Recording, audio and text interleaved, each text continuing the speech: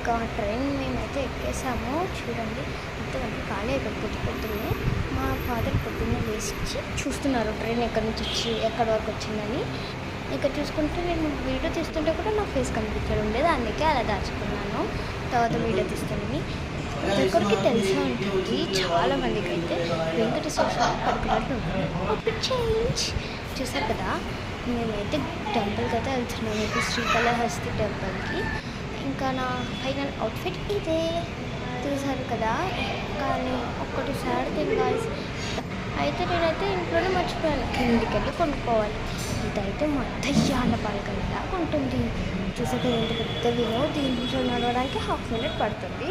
చూడండి ఒక దయ్యం వస్తున్నట్టు కనిపిస్తుంది కదా. ఇప్పుడు కొంచెం ఆ దయ్యాన్ని కొంచెం క్లోజప్లో తీసుకుందాం. చూసారు కదా, దయ్యాన్ని కొంచెం క్లోజప్లో చూసేద్దాం. చూడండి చూడండి. అయ్యో సారీ, మధ్యలో మా పిన్ వచ్చేసింది. చూడండి ఆ నిజమైన దయ్యం. నెక్స్ట్ పార్ట్ కావాలంటే కింద కామెంట్ చేయండి.